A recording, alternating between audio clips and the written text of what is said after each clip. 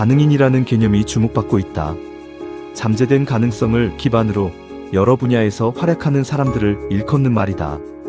스페셜리스트가 되기를 강요하던 현대사회에서 이제야 서서히 두각을 나타내는 다능인들에게 롤모델이 될 만한 사례를 소개한다.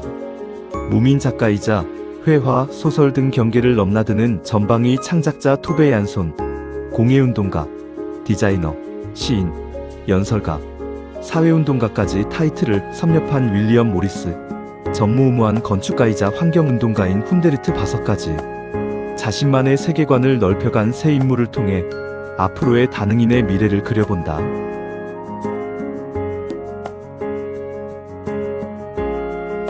(1914년) 스웨덴계 핀란드 가정에서 태어난 토베 얀손은 하마같이 생긴 트롤, 무민 시리즈의 원작자로 널리 알려져 있다. 이미 10대 시절부터 그림책, 일러스트레이션을 제작했고 25살에 무민 가족과 대웅수 초안을 작성하며 그 이야기 세계를 구축하기 시작했다. 이야기 중엔 동화 같은 작화와 반전되는 에피소드가 가득하다. 홀로 겨울잠에서 깬 무민의 불안정한 마음, 점점 모험 대신 안정을 선택하는 친구들을 지켜본 무민 파파의 쓸쓸함은 모든 사람들이 공감할 만한 현실적 두려움, 진취적인 삶에 대한 열망을 담아 어른들에게도 널리 읽힌다. 그뿐 아니라 토베 얀손은 소설 묘사에도 탁월하다.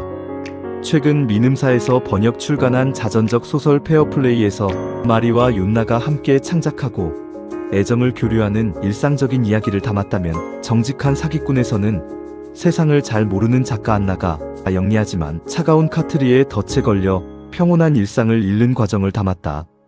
특유의 한이나 정 같은 정서가 추가되는 한국 소설과 달리 고요하고 차갑다 느낄 만큼 담백한 묘사가 색다르다. 최근 몇 년간 토베 얀손의 작품과 함께 그의 삶도 재조명되고 있는 듯하다. 2020년에 제작된 영화 토베 얀손은 인생의 동반자를 만나고 작업의 전환점을 맞던 시기를 그리고 있고, 2017년 문학동네에서 번역 출간한 책 토베 얀손 일과 사랑에서는 그의 출생과 전쟁으로 얼룩진 성장 배경부터 초기작들 클로브 아룬 섬에서의 노년까지 영화의 러닝타임에서 다 보여줄 수 없었던 삶의 전반이 담겨있다. 방식과 도구를 넘나들며 인생을 다방면의 창작물로 승화한 다능인이 궁금하다면 단연 필독서로 추천하고 싶다.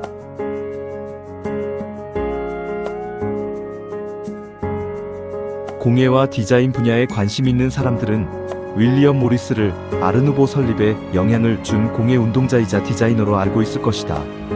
1834년 출생의 윌리엄 모리스는 영국 출신이지만 조국의 제국주의와 산업혁명이 영국과 당시 영국의 식민지 공예 산업 전반을 망가뜨렸다고 비판하였다. 이에 반해 미술공예 운동을 전개한 것이 미술사의 한 획을 그었다.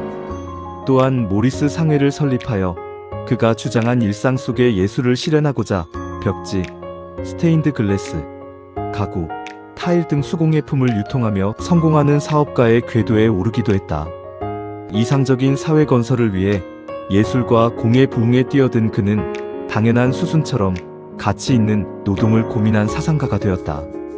이는 윌리엄 모리스 산문서인 아름다움을 만드는 일이라는 책에 잘 드러나 있다. 이 책은 그의 연설을 구어체 그대로 담아 마치 교과서 속 인물이 보내는 편지를 읽는 듯한 기분을 선사한다. 왜 혁명적 사회주의를 수용하고 전파하게 되었는지 설명할 때 공예가이자 디자이너의 관점에서 실제 산업의 구조적 문제로 접근한 것이 새로웠다. 부유한 부모 슬하에서 교육받고 자란 사업가가 하는 이 연설은 지나치게 이상적인 이야기로 들리기도 하지만, 그 시절 그런 이야기를 하는 사람이 아예 없었다면 오늘날 더 무미건조하고 효율 집약적인 시대에 살고 있었을지도 모르겠다. 책 속 각 챕터가 끝날 때마다 등장하는 윌리엄 모리스의 완벽한 수제 도안은 그가 꿈꿨던 치밀한 이상세계의 구조를 빗댄 아름다움 같다.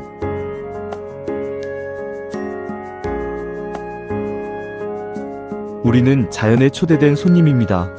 예의를 갖추십시오. 훈데르트 바서가 환경운동을 위해 내건 슬로건이다. 화가이자 건축가인 그의 작품 세계는 자연에 대한 사랑으로 설명이 된다. 이미 국내의 전시를 통해 여러 번 소개된 작가지만 자연에서 영감받은 유기적인 작업들은 언제나 새롭다. 1928년 오스트리아에서 태어나 아버지를 일찍 여인 그는 유대인인 어머니와 함께 히틀러의 탄압으로 인해 외가 친척의 몰살과 강제이주의 연속에서 생존해야만 했다. 하지만 훈데르트 바서는 그의 폭력으로 얼룩진 유년 시절을 뒤로하고 세상을 포용하는 자신만의 신념을 회화와 테피스트리에 녹이고 기능주의와 실용주의에 반하는 곡선을 건축물에서 실현시켰다. 환경운동가로서의 행보 역시 흥미롭다.